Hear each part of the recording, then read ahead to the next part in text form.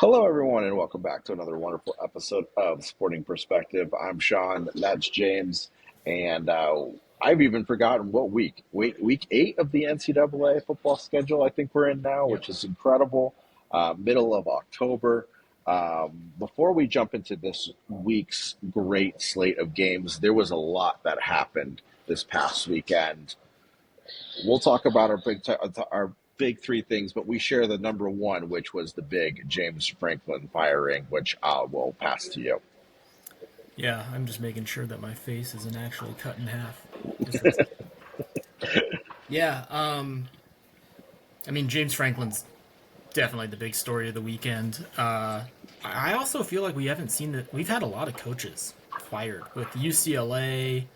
Obviously, James Franklin, Penn State. There was another one I can't think. It was kind of a smaller school. Trent Dilfer got fired. I did see Trent Dilfer got fired. It just seems like it's Um, for being only Billy Billy Napier's now there's word saying that if he loses this week, he could be gone. interesting.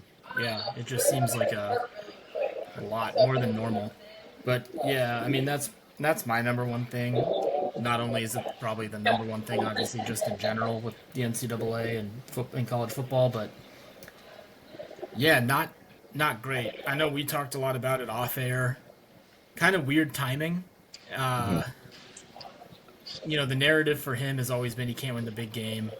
He is coming off two playoff wins. Granted, if you depending who you talk to, and most people, I would say it was kind of an easy path for Penn State. So like, yeah, they are two playoff wins, but it was not against great. It was Boise State and who was the other team? SMU, I believe. Yeah, that's right. So like in terms of his winning percentage, it's not like he's bad. He's like gonna guarantee you 10, maybe 11 wins a year. But then when it comes to the big game, you just can't win it. So like I said, it's a little strange because it was a $50 million or more buyout. And honestly, I don't know who you get. The more I started thinking about it, I was like, okay, he probably does need to go. He's been there. He's kind of ran his course. The, they're not getting to that championship level pedigree. I just don't know where you go. I've heard rumors of Signetti. I don't know if he leaves Indiana for that job. I mean, technically, I guess Penn State is a better job. It, I don't know. I don't know if I would leave quite yet if I was Signetti. The other one that I've heard is Matt Rule at Nebraska. He played at Penn State, so obviously that helps. So yeah, I don't know. The big thing though that I did take away from that is from the James Franklin firing from that actually screwed over the school is that tons of their 2027 class is decommitted. So, I mean, they had like the number one running back coming in. He's gone. That was one guy I definitely remember seeing. So they're definitely taking a step back, and it's if I were a Penn State fan, not a good week for Penn State football or being a fan.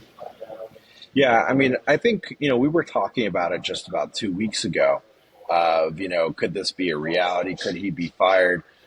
Um, I think the shocking thing about it more than anything else was the timing of it all. Why now and not just wait, a month and a half? What's your advantage firing him now? And it feels like nothing, especially if, Matt Rule seems to be the guy that a lot of people are circling as this is probably going to be the next guy. It's also one of those things of how highly do you regard Penn State at this point? I've been listening to a lot of national, talking heads, and some of them are like Penn State's one of the best, top 10 jobs in the country. And then there's others that are like, well, it's not that. For me, just kind of speaking freely over the last 15 to 20 years, will just take their own conference, especially of what it is now. Ohio State's a better program. Michigan's a better program. I would say Oregon's a better program. Even USC's probably a better program. There's those four right off the bat, and then you kind of got, Penn State probably at 4 or 5, depending on where you want to put USC. And that's not even including the SEC schools that are also in there as well. Um, I just don't know if anyone's going to want to go into Penn State and rebuild something that James Franklin was, this is the hard thing too, was not a bad coach. His only blemish was the fact that he couldn't win the big game. And guess what? Winning the big game is very hard. It's not like what he didn't do was not an easy thing. Um, and Penn State is, this isn't the 80s. This isn't the 90s. This is not an easy place to recruit. It's up north. It's cold. Not a lot of kids want to go to Pennsylvania, to be honest with you. I don't know how deep their pockets are. Obviously, they're deep enough to pay $50 million, but you wouldn't think that they're as deep as some of these other schools that they're competing with, the Texases, the Oregons, the Ohio States. Maybe it is really deep, and I just don't know it. But it's like one of those things of who are they actually going to get, and what's the expectation? Because this is where teams, in my opinion, falter, especially in college. Nebraska's a great example. Miami University of Miami is another good example of this. You fire a great coach and you never come back. No, yeah. Yeah, the only thing I can think of is maybe like fire him now so you can bring someone in ASAP, or really just show these recruits of the future like, hey, I know we got rid of James Franklin, you're committed to him, but this is who we're going to bring in, and I don't know, I don't want to say Yeah. restart the recruiting process, but rather than do it in the off season and then you lose recruits and then they just are like, they just flip right away and go somewhere else. Yeah. Maybe they feel like they can salvage some of these guys because they're still in their senior year of high school. I don't know. Yeah. If it is I don't Matt know. Rhule, though, I will be very, very curious to see if Dylan Raiola follows him to Penn State. You got to think that would probably be the case, and that would probably be part of the conversation because Penn State, now 3-3 is very likely looking at a finish that may not get a bowl game. They have a really hard finish to finish out this thing. Um, and I guess the other question too is James Franklin's gonna have a job, but where? Yeah, my number three, I won't get there quite yet.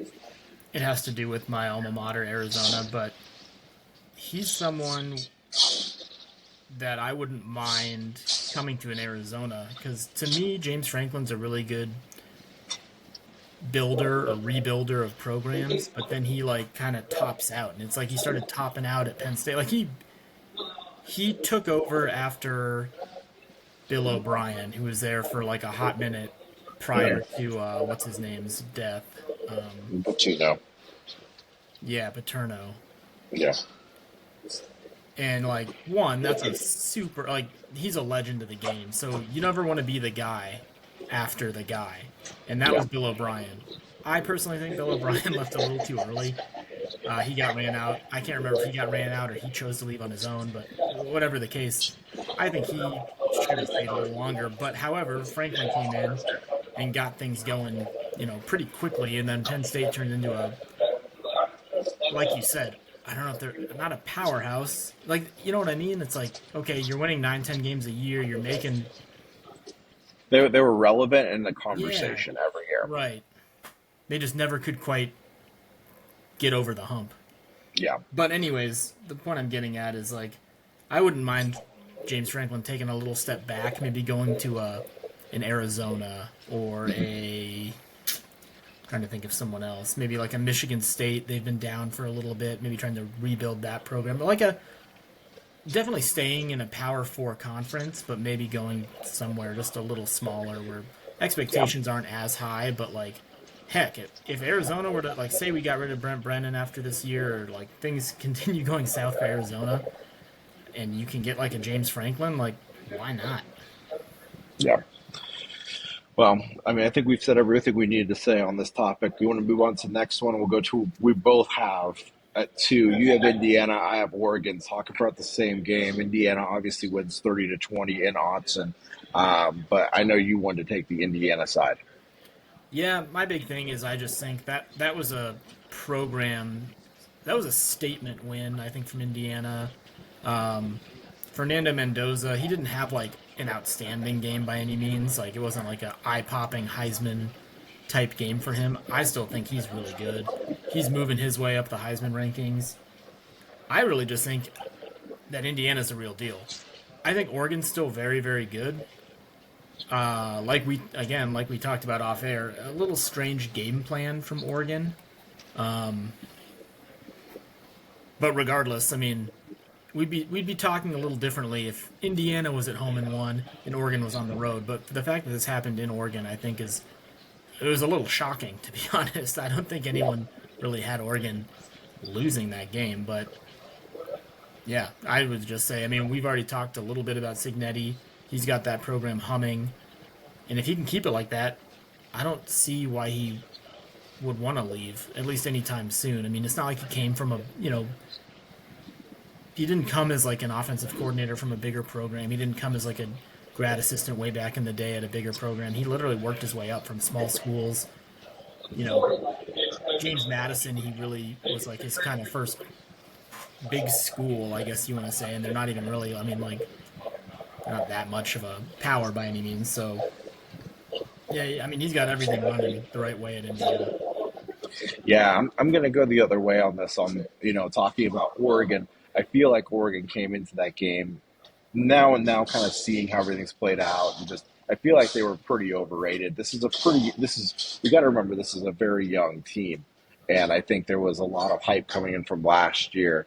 And I think this is the expectation of this team being good next year, not this year, is more of a reality at this point. Do I think Oregon's still a playoff team?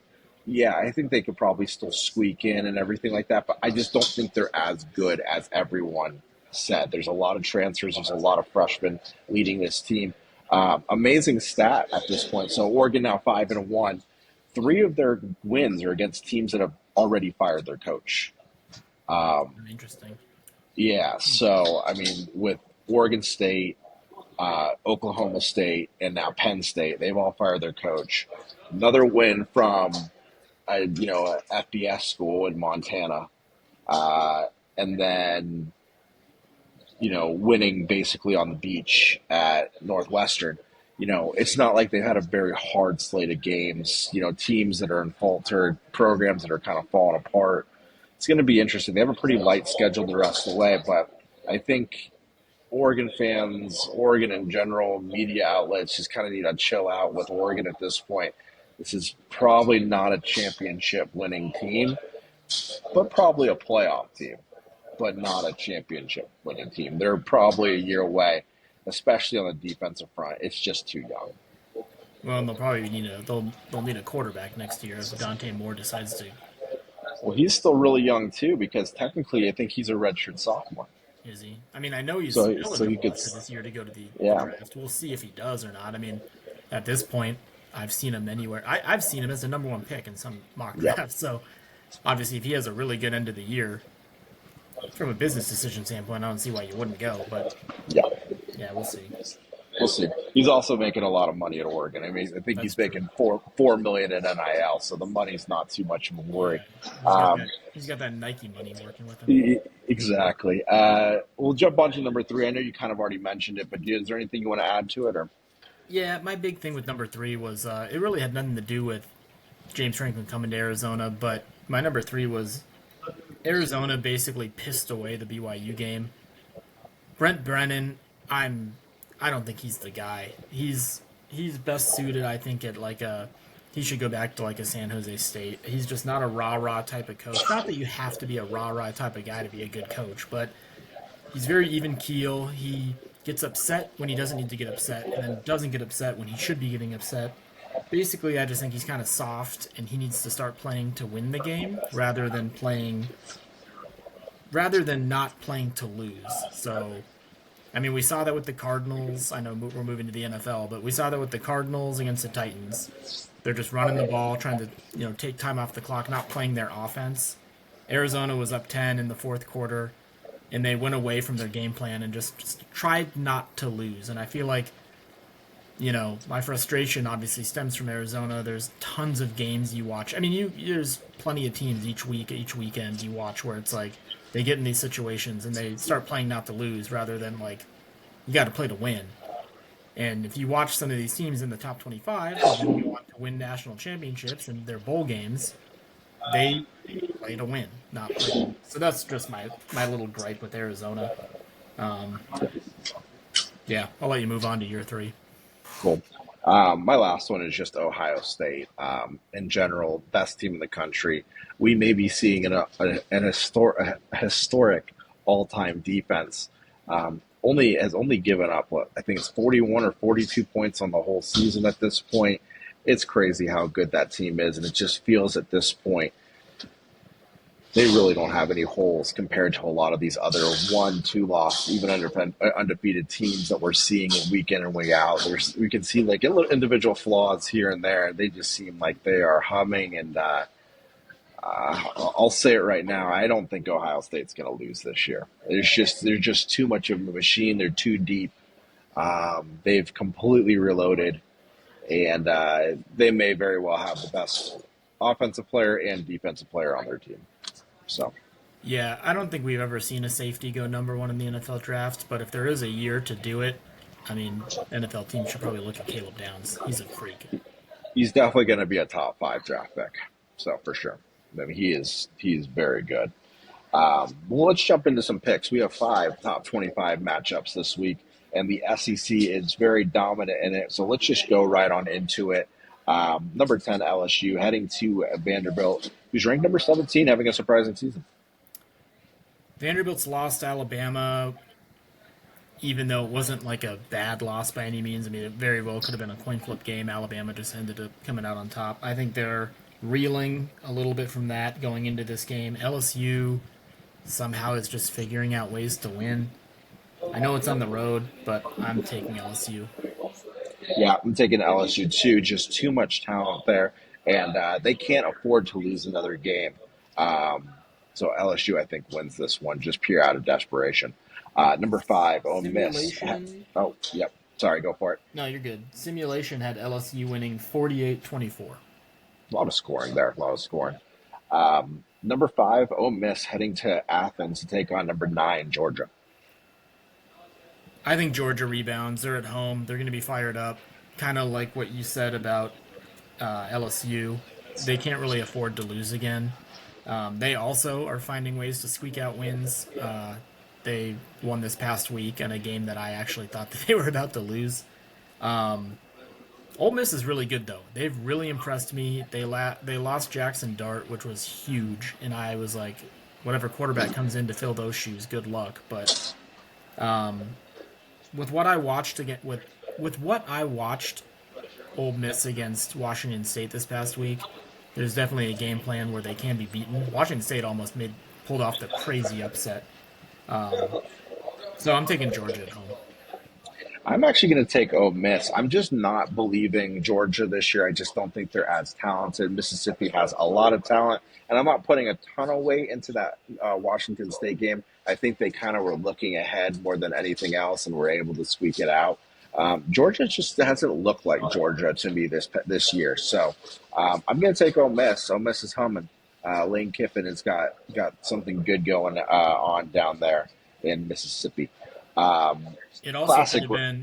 could have been a case of Ashley's cousin is actually one of the middle linebackers for Washington State. So Oh, hell yeah. Way he to had go. he had quite a bit of tackles. Simulation had Georgia winning 38-3. Jesus. All right, I'm pretty confident they're going to get that one wrong. That's a blowout. My goodness. Um, all right, another SEC rivalry here. Old Rocky Talk, number 11, Tennessee, heading to number 6, Alabama. Alabama is just playing really well right now, and they're every week. I feel like the doubters are creeping in less and less. So, sorry, Jenna, I can't back Tennessee this week. I'm actually going to take Alabama. And like I've mentioned before, Kalen DeBoer wins the big games. Yeah. I'm going to take Alabama, too. They've been humming ever since that opening game loss. They look really good. He's got a really good game plan. Ty Simpson is kind of starts to separate himself from the rest of the pack as the Heisman leader. What do we got? Simulation. Alabama 28, Tennessee 26. Okay. This next one, this may be the last time we see this rivalry for a while. Number 20, USC, going to South Bend to take on number 13, Notre Dame. This game is not slated in anyone's schedule going forward. Great rivalry, but who wins this one? Yeah, that's that's too bad because that is a fun rivalry. I mean, they even have it's called something. I can't think of what it's called, but they give away a trophy. I mean, it's like an Yeah, actual. it's a thing.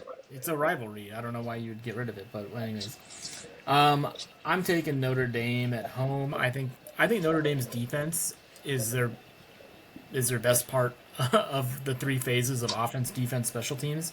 I think Notre Dame has a really good defense, and Carr has been playing a lot better. So yeah, I'm taking Notre Dame, especially because they're at home. These fans are going to be fired up. For some reason, they're number 13 in the country, even though they have two losses. So they really need a prove it win. And I think this USC game would be it'd be a good statement win for USC for Notre Dame to try to stay in the playoff hunt. Yeah, if they lose this one, they're definitely out. I'm pretty much backing everything you just said. It's supposed to be wet and rainy in South Bend this Saturday. I'll take Notre Dame under those circumstances, and it keeps their playoff hopes at least alive. Because if they lose this, they're done.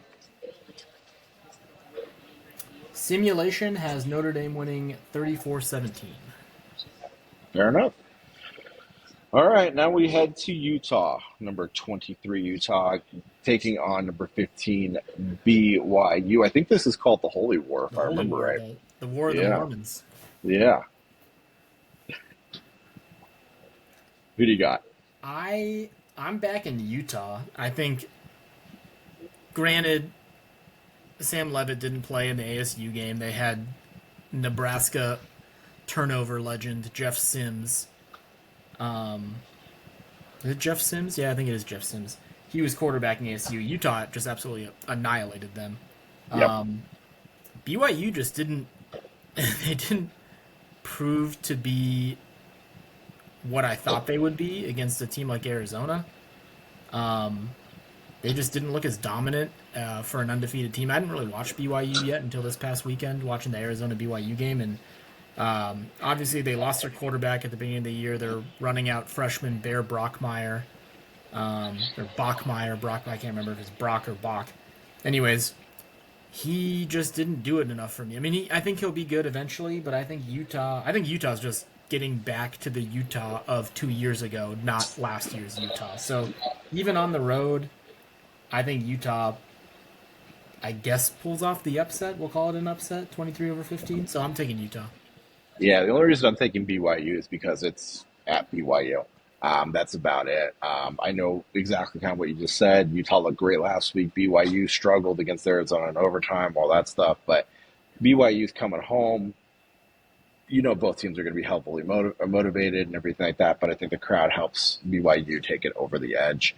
Had this game be played in Utah, though, I would have taken Utah. As simple as that. Schools aren't too far. Provo, I think, is 45 minutes to an hour south of Salt Lake, so should Yep. be a pretty interesting distribution of crowd between the two schools. Simulation has Utah winning 37-14. And Okay. one thing I'm going to say, one little soapbox I told Ashley I would say, I forgot about this at the beginning. I'll make this real brief and quick. Uh, Yesterday, both Texas Tech and Kansas got fined $25,000. So Tech got fined due to them throwing tortillas on the field, and even a razor blade or something, some kind of knife, got thrown Jesus. at one of the Kansas staff. Long story short, this was happening all game. Texas Tech only got 2 penalties when the announcers were talking about how you should only be getting 1 warning, Yeah. and then after that it's 15-yard unsportsmanlike penalties on the fans. Yeah. Lance Leipold came out and just kind of bashed the refs and bashed the Big 12. So then Kansas got fined, and I just think it's kind of ridiculous. Like, what? So you can't have an opinion? Like, I didn't look into what exactly he said, but I just thought that was kind of funny that apparently if you actually do something, which is illegal, throwing stuff on the field, you get fined. That makes sense. Yeah. As a coach, you go in and you complain about that, how it should have been more penalties, and then you also get fined the same amount. It doesn't make sense to me, but Weird. whatever. Yeah. I did see an article that tortilla thing may be coming to an end because of it. So, Yeah. yeah. But all right, well, we're going to do our top fives. We got a fun one this week just from the aspect of we got a lot of teams that have one loss. So we're going to rank our top one loss teams. And we'll just kind of do rapid fire. We'll go 5, 5, 4, 4, back and forth. So I'll let you do your five first. Number five first. Number 5, I've got Oregon. Um, I know you already talked a lot about them, so I'm not going to rehash everything, but I think they still are in a good spot. Like you said, they don't have too tough of a schedule. They're young. Um, so, yeah, I'm listing them at 5. Yeah. I got South Florida at five. This is going to be, I think, the representative in the college football playoff of the non-power teams. They have a very impressive resume up to this point, having beaten Florida, having beaten Boise State, lost to Miami, but now they're dominating teams in their own conference. I think this is a very talented team that you're not going to want to face come playoff time if they get in. Number 4, I got Georgia. Again, we talked a little bit about Georgia in our top 5 games. They just don't look like the Georgia we're used to seeing. Spoiler alert, I actually do have 3 SEC teams in my list above them. Uh, and they're just kind of of the 4 SEC teams I put on this list, they're my fourth. So um, I think they still have a shot at the playoff, definitely, but yeah, they're just not the Kirby Smart led team that we're used to. So I'm putting them at 4. At number four, I've got Oklahoma. When completely healthy, with Mateer being healthy, I think this team is very, very good. Losing to last week to Texas, who I still think is a very good football team. But when this team is healthy, they're a scary matchup for anyone. But it's all about getting healthy with them, and they're going to be my number four. Number 3, I have Vanderbilt. And really the only reason I have them at number 3 is because they're playing LSU this week, and I have them losing. If that maybe is a little hint at who I might have at number 2.